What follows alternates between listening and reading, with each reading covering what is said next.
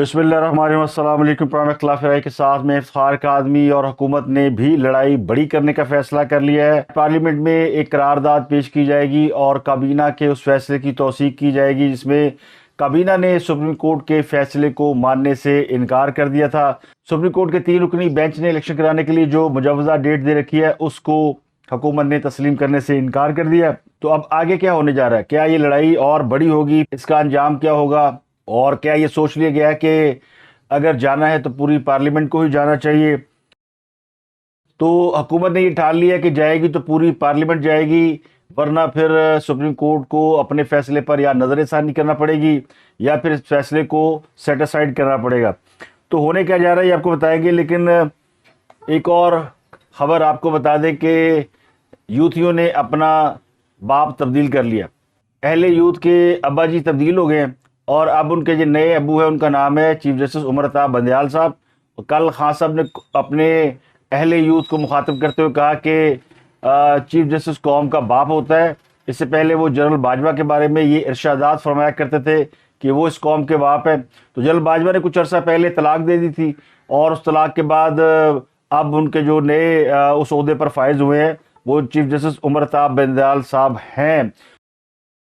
تو کہنے والے کہتے ہیں کہ ابو تو ویسے کئی ہیں جن میں کچھ ان آفیشیل بھی ہیں، کچھ آفیشیل بھی ہیں، مثلا جنرل پاشا، جنرل حمید گل، جنرل ظہیر الاسلام، چیف جسٹس رہنے والے آصف سنگھ کھوسہ صاحب، جنرل ثاقب نثار، یہ وہ تمام لوگ ہیں جو کہ ان آفیشیل ابو رہے ہیں۔ لیکن جو آفیشیل ابو ڈکلیئر کیے گئے وہ جنرل باجوہ تھے جن کے بارے میں یہ کہا جاتا تھا کہ وہ پوری قوم کے باپ ہیں۔ پھر بعد میں انہیں میر جعفر، میر صادق اور امریکہ کے ساتھ مل کر سازش کرنے والا، رجیم چینج آپریشن کرنے والا اور یعنی اس ملک کو تباہ کرنے والا، برباد کرنے والا، پی ٹی آئی کی پنجابی میں کہتے ہیں بیڑیاں وٹے پانے والا، یعنی ان کی کشتی ڈبونے والا، انہیں اقتدار سے باہر نکال کر پھینکنے والا۔ وہ جو لوگ روز ہیلی کاپٹر پہ پرائم منسٹر ہاؤس آیا جایا کرتے تھے، زمین پہ چلنا پسند نہیں کرتے تھے، آج کل وہ عثمان پارک کے باہر دریوں میں بیٹھ کر لوگوں کو افطاری کراتے ہیں اور پھر اس کی ویڈیو بنا بنا کے جاری کرتے ہیں۔ اور یہ ہے وہ مذہبی ٹچ عمران خان صاحب کا۔ تو خان صاحب کا مذہبی ٹچ ہو، عدالتی ٹچ ہو یا کوئی اور ٹچ ہو، تو چیف جسٹس عمر اتاب بندیال صاحب کے بارے میں باقاعدہ نوٹیفیکیشن جاری ہو گیا ہے اور یقین کریں کہ یہ میرا خیال ہے کہ عدت پوری کرنے کے بعد جو ہے وہ آفیشیل اناؤنسمنٹ کی گئی ہے۔ اور یہ نکاح بھی نکاح پر نکاح نہیں ہے، جس طرح خان صاحب کے اپنے نکاح کے اوپر سوال اٹھ رہے ہیں کہ وہ نکاح پر نکاح ہے، عدت کے دوران کیا گیا ہے اور عدت میں شدت کی وجہ سے کیا گیا ہے۔ لیکن جو اب یہ نکاح ہوا ہے جس میں وہ آفیشلی چیف جسٹس عمر اتاب بندیال صاحب کو ابو قرار دے رہے ہیں، یہ بالکل جینون نکاح ہے، کیونکہ اس سے پہلے ان کے جو مبینہ ابو ہیں وہ ان کو آئین توڑنے کا مرتکب قرار دے چکے ہیں۔ جب 10 اپریل کو حکومت عدم اعتماد کے بعد رخصت ہوئی تھی اور پھر ایک اچانک اسپیکر صاحب قاسم سوری قائم مقام اسپیکر نے اس کو غیر آئینی قرار دیا اور پھر عمران خان کی ان لافل ہدایت کے اوپر صدر نے وہ اسمبلی توڑ دی، تو یہ آئین توڑا گیا تھا۔ اس وقت ان کے جو آج کل کے ابو ہیں، نئے ابو، انہوں نے اس وقت رات کو سپریم کورٹ کے دروازے کھلوا دیے تھے اور پھر ان کو بڑی یعنی بری صلواتیں سنائی گئیں اور برا بھلا کہا گیا۔ تو پھر اس کے بعد یہ سوچا گیا کہ یہ بندہ بڑا طاقتور ہے جو ہمیں گھر بھیج سکتا ہے، آدھی رات کو عدالتیں کھول سکتا ہے، تو کیوں نہ ان کو ابو کے درجے میں فائز کر دیا جائے۔ تو بہرحال وہ کوالیفائی کر گئے ابو کے درجے پہ اور اب اس میں چیف جسٹس عمر اتاب بندیال صاحب کا کوئی قصور نہیں کہ ان کو کہا جائے کہ وہ کیوں اس عہدے پر آئے ہیں، ہر بندے کی خواہش ہوتی ہے۔ تو بہرحال وہ کہتے ہیں نا یارانہ پرانا لگتا ہے، تو پرانا یارانہ ہے جس کی وجہ سے یہ نکاح جو ہے تکمیل تک پہنچا ہے، تو اس کی ہو یوتھیوں کو مبارک۔ ویسے تو مثال ہے کہ برے وقت میں گدھے کو باپ بنایا جاتا ہے، لیکن پی ٹی آئی تو کہتی ہے ہمارا بڑا اچھا وقت ہے، تو پھر باپ بدلنے کی ضرورت کیا تھی۔ آگے بڑھتے اور بات کرتے زمان پارک۔ زمان پارک کی 4 بڑی خبریں ہیں اور چاروں حیران کن خبریں ہیں۔ میں ویسے کبھی اس قسم کی خبریں کرتا نہیں ہوں، لیکن جب ایویڈنس آ جاتا ہے، جب کچھ چیزیں سامنے آتی ہیں تو پھر کرنی پڑتی ہیں۔ مثلا پہلی خبر یہ ہے کہ زمان پارک کے گیٹ پر ایک نوٹس لگ گیا ہے، ایک نہیں بلکہ کئی نوٹس جگہ جگہ لگ گئے ہیں، اور وہ نوٹس یہ ہے کہ چوروں سے خبردار ہیں، یہاں پہ بڑے چور ہیں۔ اب پتہ نہیں یہ کسی نے چوروں کے حوالے سے لگایا جو وہاں پہ जेबें काट रहे हैं, ये लोगों का माल हड़प कर रहे हैं, फिर इस वजह से लगवाया गया कि खासम के 50 करोड़ गए और बुशरा बेगम उन्होंने बाकियों को भी खबरदार करवा दिया कि भाई यहाँ बड़े चोर है, 50 करोड़ लै गए ने ते ताड़े ना भी हाथ हो सकता है। तो वहां नोटिस लग गया, लेकिन नोटिस खान साहब के घर के बाहर क्यों लगाया गया? तो खान साहब के घर के बाहर नोटिस लगाने का मतलब क्या है कि आप चोरों से होशियार रहें, क्या चोर अंदर रहते हैं, ये बाहर के चोरों के लिए खबरदार किया गया। तो ये बहरहाल ये लिखने वाले को लिखना चाहिए था कि वो किसके बारे में बात कर रहा है। इसलिए कहते हैं ना कि चोरों ने पै गए मोर और मोरों ने ले गए होर। तो जिनकी अपनी चोरी हुई है वो लोगों को बता रहे हैं कि चोरों से होशियार रहें और कौम उनसे पूछ ली कि जनाब आपने जो चोरी की है उसका हिसाब दें। तो एक तरफ कौम का बड़ा हिस्सा खान साहब से तोशा खाने की चोरी का हिसाब मांग रहा है, खान साहब से, और जो अब्दुल कादर यूनिवर्सिटी के नाम पे अरबों रुपए जेब में डाले उसका हिसाब मांग रहा है, गोगी पिंकी की जो मिली भगत से ट्रांसफर पोस्टिंग के पैसे हड़प किए गए उसका हिसाब मांग रहा है। तो चोरी का इल्जाम तो उन पे भी है। तो फिर ये बुशरा बेगम ने या तो खान साहब से को बदला लिया है कि चोरों से होशियार रहे, उनको तो चाहिए था वह लिख के लगाते अगर कि ईमानदार और सादिक अमीन से होशियार रहे, क्योंकि ये बाद में चोर साबित होते हैं। तो दूसरी खबर क्या है? दूसरी खबर यह है कि 4 औरतें वहां पे ऐसी हैं जिनकी बड़ी वीडियो वहां पे वायरल होती हैं, अफ्तारी कराती हैं, दुपट्टा लिया नहीं होता। तो ये सोशल मीडिया की खबर है, ये मेरी खबर नहीं है, क्योंकि छोटी मोटी गॉसिप जो है वो कर देनी चाहिए। अब ये गॉसिप है, खबर है, लेकिन ये इसके बाद इसकी चूंकि तरदीद नहीं आई, 4 औरतों की तस्वीरें घूम रही हैं सोशल मीडिया के ऊपर कि ये वो खवातीन है जो बगैर पर्दे के अफ्तारी कराती थी। इनकी चूंकि वीडियो बहुत वायरल हुई है तो बड़ी तनकीद हुई खान साहब के ऊपर। खान साहब के हल्का अहबाब में आपको पता हर किस्म के लोग शामिल हैं और पख्तून बरादरी तो बहुत बड़ी तादाद में शामिल है, और पख्तूनों की कुछ रवायात होती हैं। तो उन रवायात में एक ये भी है कि बगैर सर पे दुपट्टा लिए हिजाब के या इस तरह मर्दों में औरतों का घूमना को अच्छा नहीं समझा जाता। तो ये मैसेज खास सबको गया है कि जनाब ये आपका जो वो इस्लामिक टच है ना उसको डैमेज कर रहा है। वो मॉडर्न टच तो देते ही हैं क्योंकि वो ये भी मजबूरी है, क्योंकि एक तरफ उनके साथ वो लोग हैं जो कि मादर पिदर आज़ादी के ख्वाहिशमंद है, दूसरे वो लोग हैं जिनको खास साहब ने मजहबी टच के जरिए काबू कर रखा है, इस्लामिक टच, मदीना की रियासत का टच, अमेरिका से आज़ादी का टच, गुलामी से निजात का टच। तो ये उन्होंने उधर शुरू कर रखा है, तो उनको भी मुतमईन करना, उन्हें भी मुतमईन करना है। तो कहा यह गया कि आपने उस जगह नहीं आना जहां पे खान साहब अफ्तारी कराते हैं, वहां वीडियो बनाने पे बंदी है, क्योंकि वहां लाइमलाइट एक ही शख्स को मिल सकती है और उसका नाम है इमरान खान। इमरान खान जहां बैठ के अफ्तारी करते या कराते हैं वहां किसी और को वीडियो बनाने की इजाजत नहीं है। फिल्म बंदी होगी, सेरा बंदी होगी तो खान साहब की होगी और किसी की नहीं होगी। खान साहब खब्बे हाथ रोजा खोलन, सज्जे हाथ रोजा खोलन, रोजा खोलने के बाद दुआ करें, कुछ भी करें, एक्टिंग, ओवर एक्टिंग, वो सब जुमला हकूक कॉपीराइट्स इमरान खान के नाम है। तो खवातीन के वहां पर एंट्री में पाबंदी है, बाहर जो मर्जी करो, खैम में आ चाहे उधर फिरो और फिर के अपनी रील्स बनाए, क्योंकि जमाना रील्स का है तो लोग बनाते हैं।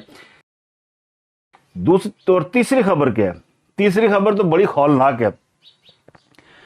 जो लोग खान साहब के घर की हिफाजत करने के लिए मौजूद हैं उनमें मैंने को बताया खैबर पख्तूनख्वा के या और उस इलाके के उस रीजन के पहाड़ों के रहने वाले वो अपनी जुबान बयान से पहचाने जाते हैं। लाहौर में बड़ी आबादी है पख्तूनों की और लाहौर की मईशत में उनका बड़ा हाथ है। तो उनमें से कुछ लोग पकड़े गए जब ज़मान पार्क के ऊपर पुलिस ने अटैक किया या गिरफ्तारियां हुई, जेलों में गए, वो वापस आए। उन्होंने असद उमर से शिकवा किया। उन्होंने कहा असद उमर साहब हम जेलें काट के आए, हमें अंदर जाने की इजाज़त नहीं है। वो जगह जहाँ खान साहब रोज़ा अफ्तार करते हैं, कैंप लगा हुआ है और वहाँ पे लोगों से मिलते भी हैं, वहाँ पे एक एक्टिविटी का एरिया बनाया हुआ उन्होंने। कहते वहाँ जाने के लिए पैसे लिए जाते हैं और सिर्फ पैसे नहीं लिए जाते बल्कि कुछ और भी काम किया जाता है। और ये इल्ज़ाम जो है ये वैसे पता नहीं या आप खुद ही सुन लें, मैं तो इसको कहते हुए भी घबराता हूँ कि ये वाकई सच है या झूठ है, लेकिन ये बड़ा इल्ज़ाम है कि इस तरह के काम भी होते हैं वहाँ पे। को और जो पैसे लेकर ये लोगों को पैसे लेकर अंदर लोगों को दाखिल करते हैं, ये हमारे खान का घर है। कौन दाखिल करता है? ये इनाम है, इसके साथ और 2-3 चोर है और है जो लुंडेबाजी करती है और पैसे लेकर लोगों को अंदर दाखिल करते हैं। ये इनाम है, इसके साथ और 2-3 चोर है और है जो लुंडेबाजी करती है और पैसे लेकर लोगों को अंदर दाखिल करते हैं। जेल में रहे हम 10 दिन जेल में, अभी मैं परसों आया हूँ, मेरे साथ लड़के साहब यहाँ हमारे साथ मौजूद है, सब जेल से आए हैं। वो लड़का ये मेरे साथ पूछो, जेल से आया है, मेरे से पूछे न्याय से। आपको कहाँ से गिरफ्तार किया गया? हम तो यहाँ खान के घर से, यहाँ हम खान के कंध की पहरेदारी हम कर रहे थे। जिस रोज जो ऑपरेशन हुआ था, जब खान हाँ, जो ऑपरेशन उसमें मौजूद था, ये था कभी ये निशान मौजूद है। अभी ये देख, ये अब और 7 जगह पर मैं आपको दिखाऊं तो आपको पता चल जाएगा। तो ये खान साहब के घर में दाखिले के लिए यानी आपको अपनी नकदी और रकम के अलावा कुछ और भी लेन देन करना पड़ता है, और वो गैर शरई है। ये बड़ी खौफनाक सी बात है। तो इसीलिए कुछ दोस्त ज़मान पार के हवाले से ख़बरें दिया करते थे, तो हम उनके ऊपर इतराज़ हमेशा करते हैं कि आप इसको ना करें। लेकिन अब यूँ लगता है कि वाकई ज़मान पार एक ऐसी जगह बन गया है जहाँ पे गंदगी ज़्यादा है, वहाँ पे लोग वैसे ही बदबू से परेशान हो गए हैं। फिर लोगों की इतनी बड़ी कसीर तादाद है, उनके दिन रात कैसे गुजरते हैं, और वो अपनी जो जिस्मानी और नफसानी ख्वाहिशात हैं वो भी ज़ाहिर मद्देनज़र रखते हैं। तो वैसे गुरुओं के डेरों पे तो ऐसे ही होता है ना। गुरु रजनीश जो थे अमेरिका में, विनोद खन्ना जिनके लिए फिल्म इंडस्ट्री छोड़ के चले गए थे, तो वहाँ भी तो सारा कुछ यही होता था। तो फिर गुरु हो जाए शुरू, तो फिर ऐसे ही होता है।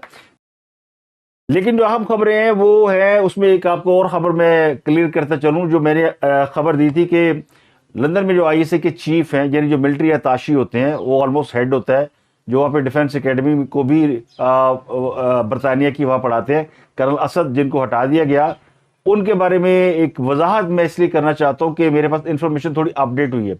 वो ये कि उनका कॉन्ट्रैक्ट 4 साल का नहीं था, उनका कॉन्ट्रैक्ट 1 साल का था, और उन्हें कॉन्ट्रैक्ट ख़त्म होने पे वापस बुलाया गया। बाकी चार्जेस अपनी जगह पे कि उनके हवाले से क्या शिकायत थी क्या नहीं थी, तो इससे हटके एक बात तो साबित हो गई है कि जब से वो हटे हैं वहाँ से, वो जो खामोश मुजाहिद और खुफिया ज़राए और अंदर से ये खबरें और बाहर से ये खबरें, उनकी तादाद में अच्छी खासी कमी आई है। तो फैसला गलत नहीं हुआ उनको हटाने का या उनको बुलाने का, तो फैसला वो सही है। अब आगे आ जाए, नवाज शरीफ 11 अप्रैल को सऊदी अरब जा रहे हैं और 15 अप्रैल तक वो वहाँ पे रहेंगे। मरीम नवाज भी जा रही है, सारी लीग की क़यादत अगले 3-4 दिन यानी 11 अप्रैल के बाद वहाँ पे होगी, और वहाँ पे वो उम्रा भी अदा करेंगे और अपनी पार्टी के हवाले से लाहे अमल भी तय करेंगे। तो अहम खबर ये कि कल एक मुलाकात हुई आर्मी चीफ की वज़ीर-ए-आज़म से, उसके बाद मुलाकात हुई DG ISA की।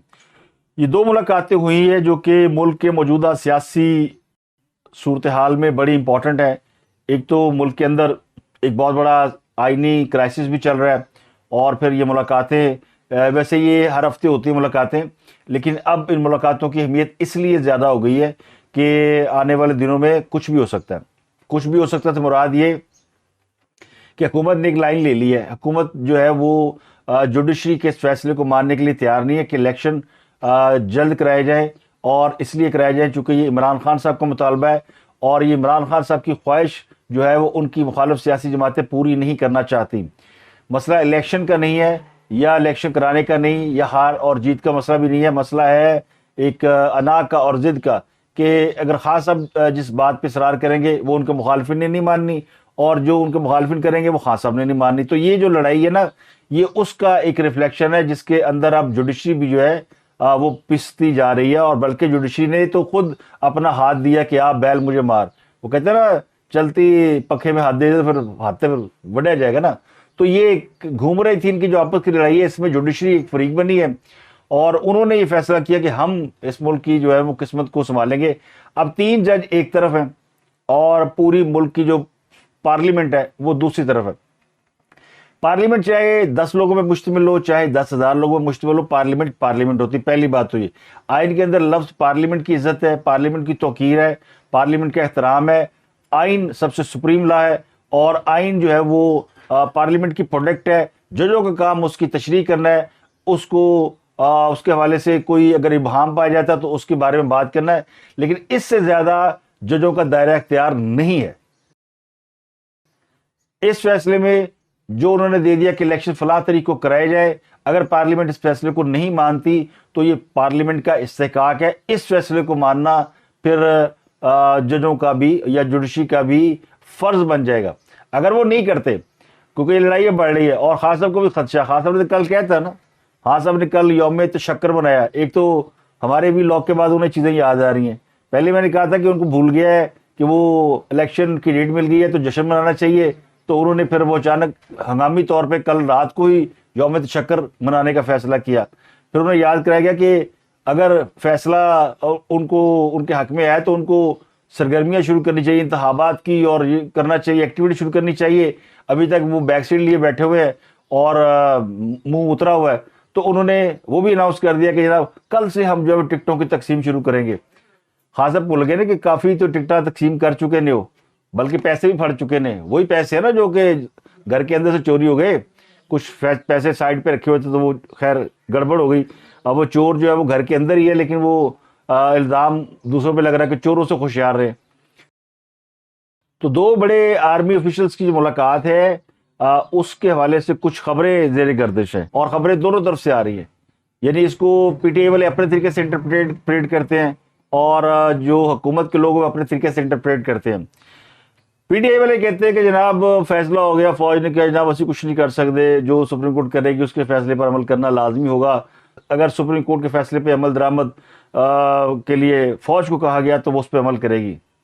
دوسری طرف حکومت کے ذرائع وہ یہ کہتے ہیں کہ جناب فیصلہ جو ہے وہ ان کو بتا دیا گیا فوج کو، یہ لڑائی سے ہم خود نبٹ لیں گے، اور یہ جو ملک میں آگے چل کے جو انریسٹ ہو سکتا ہے، انریسٹ سے مراد یہ کہ خان صاحب نے ایک کال دے دی نا کہ جی میں سڑکوں پہ نکلوں گا، ایک طرف الیکشن جا رہے ہیں، دوسری طرف کہہ رہے جی تیاری پڑھ لو سڑکوں سے نکلن دی، تو خان صاحب کو جو آتا ہے وہ یہی آتا ہے، سڑکوں پہ نکلنا۔ کل وہ ٹائم میگزین بار بار ذکر میں اس لیے کرتا ہوں کہ ٹائم میگزین کی رپورٹ جو ہے نا وہ پڑھنے والی ہے، وہ ایک پورا اس نے وہ کہتے ہیں نا ایک خان صاحب کی شخصیت کا احاطہ کر دیا ہے۔ تو انہوں نے احتجاج کی کال دینی ہے، حکومت بھی جو ہے وہ اس لڑائی میں آ رہی ہے۔ جو کہنے والے کہتے ہیں وہ کہتے ہیں جناب کہ سپریم کورٹ بلا سکتی ہے پرائم منسٹر کو کہ تشریف لائیں۔ اب ان کو مشورے دیے جا رہے ہیں کہ جناب پرائم منسٹر جو ہے وہ اسٹیپ ڈاؤن کر جائیں، بھئی ایڈے چنگے کتوں آئے شہباز شریف صاحب یا کوئی اور اس ملک میں کہ وہ اسٹیپ ڈاؤن کر جائے، اور ان کا خیال یہ کہ یوسف رضا گیلانی کی طرح شہباز شریف استعفیٰ دے دیں، بلاول بھٹو کو وزیر اعظم بنا دیں، ان کو بلایا جائے، وہ استعفیٰ دے دیں، کوئی اور آ جائے، یہ گڈی گڈے کا کھیل۔ تو میرا خیال ہے یہ والا فارمولہ جو ہے نا یہ جب آزمایا گیا تھا تو اس کی وجہ سے پھر آج تک پارلیمنٹ اور سیاستدان کو جوتے پڑ رہے ہیں۔ اب یہ فارمولہ نہیں چلے گا، اب جو لائن آف ایکشن حکومت کا ہے وہی ایک لائن آف ایکشن ہے کہ پھر پارلیمنٹ جو اپنی طاقت پارلیمنٹ کے اندر منوائے، اور پھر جج یہ بتائیں، جوڈیشری یہ جو پاکستان کی سپریم عدالت ہے وہ پھر اپنا اس کے اوپر فیصلہ دے کہ جو پوری پارلیمنٹ ہے کیا اس کو گھر بھیجا جا سکتا ہے، پوری حکومت کو آپ توہین عدالت میں حکومت اڑا سکتے ہیں۔ تو پھر پتہ چل جائے گا کہ آئین سپریم ہے یا پھر وہ جو عمران خان صاحب کی محبت ہے وہ سپریم ہے، اور اس ملک میں آگے آئین نے چلنا ہے کہ عمران خان کی محبت نے چلنا ہے۔ اب آپ کلاس دیکھ لیں نا کہ جو ججوں کے اندر تقسیم ہوئی ہے اسی سے آپ کو اندازہ ہو جائے گا کہ کون سا جج کس طرف کھڑا ہے۔ کریڈیبلٹی آپ دیکھ لیں، جسٹس قاضی فائز صاحب، جسٹس طارق مسعود، جسٹس یحییٰ آفریدی، جسٹس امین الدین، جسٹس منصور علی شاہ، جسٹس جمال مندوخیل اور جسٹس اطہر من اللہ صاحب۔ اطہر من اللہ صاحب کے بارے میں جب وہ اسلام آباد ہائی کورٹ کے چیف جسٹس تھے تو ان کے بارے میں زیادہ یعنی یہ کہا جاتا تھا کہ وہ بھی جو ہے وہ یوتھیے جج ہیں اور زیادہ تر عمران خان کو انہوں نے فائدے ہی پہنچائے ہیں، لیکن جب سے وہ سپریم کورٹ میں گئے ہیں تو ان کے فیصلوں سے لگتا ہے کہ وہ کوئی اور رائے ان کی جو ہے وہ تبدیل ہو چکی ہے۔ اب یہ کیوں ہوئی ہے اور وہ کس طرف کھڑے ہیں، لیکن یہ وہ تمام جج ہیں جن کی کریڈیبلٹی ہے، ان میں سے کسی جج نے سرکاری پلاٹ نہیں لیا، اور جتنے میں نے نام بتائے یہ سارے وہ جج ہیں، اور باقی دوسری طرف آپ دیکھیں تو سارے وہ جج ہیں جنہوں نے 3 پلاٹ لیے ہوئے ہیں، جنہوں نے فل مراعات لی ہوئی ہیں۔ پارلیمنٹ یہ بھی کر سکتی ہے کہ جناب ججوں کے حوالے سے قانون پاس کرے کہ فوری اپنے جو اثاثے ڈکلیئر کریں، اور فوری جو ہے وہ اپنے جو پلاٹ ہیں ان کے وڈرا کیے جائے۔ گورنمنٹ نے دیے ہوئے نا 15 لاکھ سرکاری تنخواہ، 10 لاکھ پینشن، اور فیصلے یہ کریں کہ ملک کو ڈسٹیبل کر دیں۔ بھئی حکومت بنانا، چلانا اور وزیر اعظم کو گھر بھیجنا یہ عدالتوں کا کام ہے ہی نہیں، یہ عدالت کے دائرہ اختیار میں نہیں ہے، آئین میں بھی نہیں لکھا ہوا۔ یہ پھر غیر آئینی کاموں کو جو لوگ مانتے ہیں پھر وہ ان کو صحیح جوتے پڑتے ہیں۔ تو پارلیمنٹ جو ہے وہ اب آج دیکھیں پارلیمنٹ میں جو قرارداد آتی ہے وہ کس نوعیت کی ہوتی ہے اور اس کے اندر کیا کچھ ہوتا ہے. فی الحال ججوں کے خلاف ریفرنس 3 ججوں کے خلاف، اور جو 2 جج دوسری طرف قاضی فائزہ اور جسٹس امین الدین، ان کے خلاف بھی ریفرنس جو ہے وہ فائل کیا جا رہا ہے، دوسری پارٹی کر رہی ہے.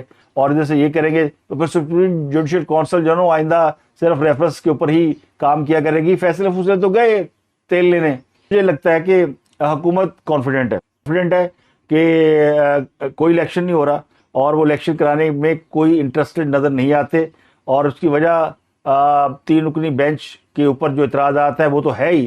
لیکن اگر یہ نہیں بھی ہوتا، یہ 3 رکنی کی بجائے کوئی 6 رکنی ہوتا، کوئی 9 رکنی ہوتا، تو میرا خیال ہے فیصلہ حکومت کا یہی ہوتا کہ الیکشن نہیں کرانے.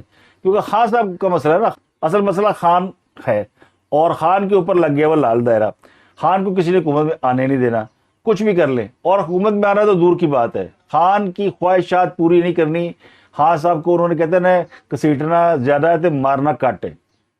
تو ابھی خان کے ساتھ یہ سلوک ہو رہا ہے اور خان کی جو چیخیں اسی وجہ سے بلند ہو رہی ہیں.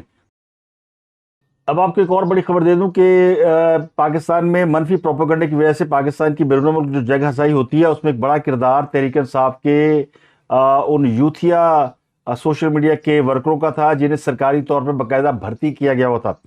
خیبر پختونخوا میں حکومت نے 1300 لوگوں کو بھرتی کر رکھا تھا جنہیں باقاعدہ 16 کروڑ روپے ماہانہ تنخواہ دی جاتی تھی، اور وہ کئی سالوں سے خدمات سر انجام دے رہے ہیں. اور ان کے منفی پروپیگنڈے کی وجہ سے امریکہ میں یا بیرون ملک پاکستانیوں کا بہت مذاق اڑایا گیا.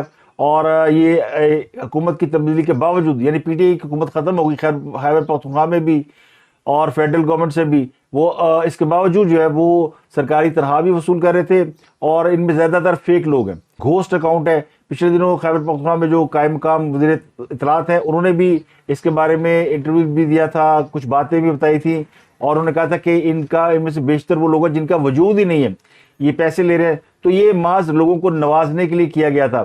اب ایک خیال تو یہ کہ یہ اکاؤنٹ بند ہونے سے ایک تو حکومت کے خلاف یا اداروں کے خلاف جو پروپیگنڈا ہوتا ہے اس میں کمی واقع ہوگی.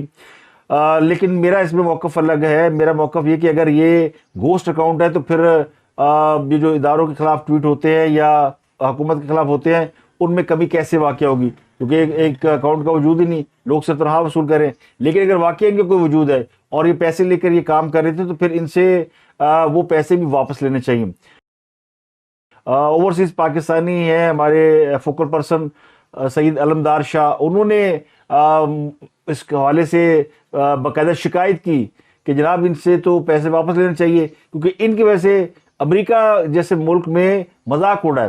انہوں نے بتایا سینٹ میں وہ سینیٹر کا ایک انہوں نے نام بتایا کہ وہ ان سے ملاقات ہوئی تو وہ کہنے لگے کہ یہ پاکستانی ہزاروں پاکستانی بلکہ لاکھوں پاکستانیوں کی درخواستیں پڑی ہیں امریکہ کے ویزے کے لیے، اور امریکہ میں جو ان کی نیشنلٹی ہے اس کے لیے، اور پاکستان میں آپ سوشل میڈیا کے اوپر ہمارے خلاف یہ کمپینیں چلاتے ہیں امریکہ سے یا امریکہ کی غلامی سے نجات. تو یہ جن لوگوں نے پاکستان کا نام 3-4 سال میں بدنام کیا ان کو محض نوکری سے نکال دینا کافی نہیں ہے، بلکہ ان سے وہ تمام پیسے وصول کیے جائیں جو انہوں نے دوران ملازمت حکومت کے یا سرکاری خزانے سے لیے. تو اب تک کے لیے اتنا ہی. آپ سے ملاقات ہوتی اگلے ولاگ میں. اپنا گردنوا کے لوگوں کا بہت خیال رکھیے.